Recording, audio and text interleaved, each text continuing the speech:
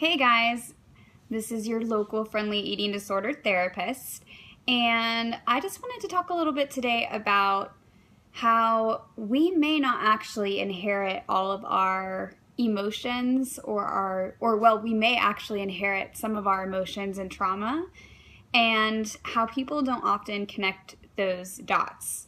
So before I started my grad school training, I was under the impression, and a lot of people are, that when we have emotions and we are struggling with anxiety or other feelings inside of us, especially the ones that we're kind of like, well, why am I having this emotion? And, the typical emotions in that category would be things like depression, anxiety, feelings of shame, feelings of stress and overwhelm, and especially if they feel like they come out of the blue, there might actually be an intergenerational link to it.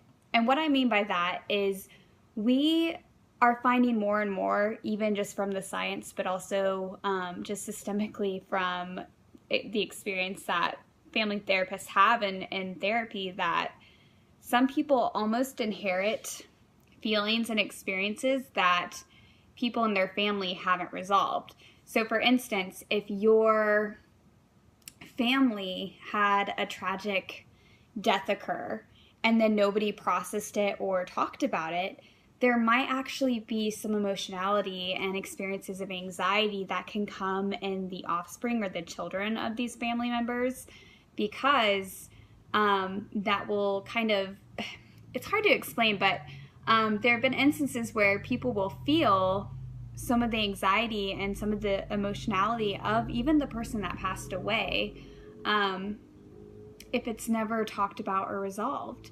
Another way of thinking about this is, we know that for mothers, when they have babies that, well, not just mothers, but parents in general, their emotional state is picked up by their children, even when they're really, really, really little. So I think a lot of people think, well, when they're babies, they never saw us fight. We never said anything bad. Well, children really pick up on the emotional experiences as well, even if they don't have words to verbalize it. And so that's another way that we can kind of inherit family emotions and trauma. Another way they're finding too in the research is if you had family that went through some traumatic experiences. And when I say traumatic, I'm going to use the general term that, like, they went through experiences that just really profoundly impacted them, or maybe really stressed them out or changed their worldview, because it doesn't always have to be a car accident or a hurricane or a traumatic divorce necessarily. It could be more subtle things like moving across the country. And when family members before us have had these experiences, sometimes genetically they can alter kind of their genetic offspring generation to generation. So things that even happen to your grandparents, you may actually have some of the epigenetic alterations from that emotional experience, especially if they never change that gene, if that makes sense. So like if they didn't process it, if they didn't work through it, they could have turned on a gene that then gets inherited into the next generation. One of the things that they did find, and I can't remember the researcher's name because I'm not very good at like those details, which I really wish I was, but there's a researcher that worked in PTSD that found that people with PTSD actually had lower levels of cortisol, which is really different from what we used to think. And I'm not even going to go into that rabbit trail, but basically they found that the offspring of these people also would inherently have low levels of cortisol. And so it was just a really interesting study, because they found that genetically things were altered in these people that they had no control over.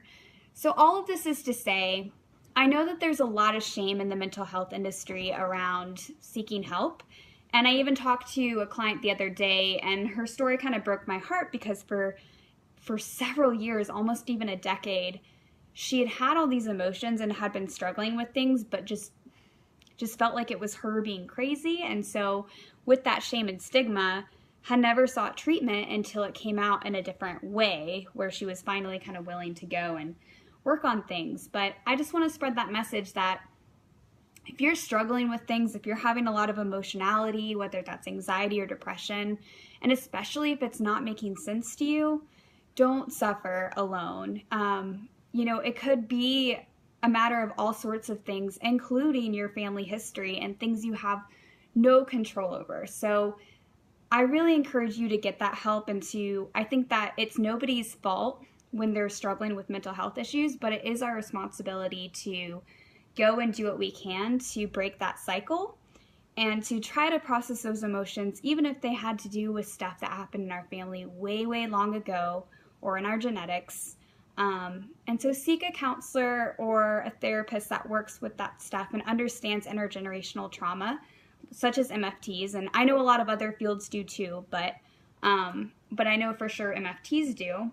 And yeah, I just encourage you to reach out and to not suffer in silence. All right, that's it for today, and I hope you guys have an awesome week.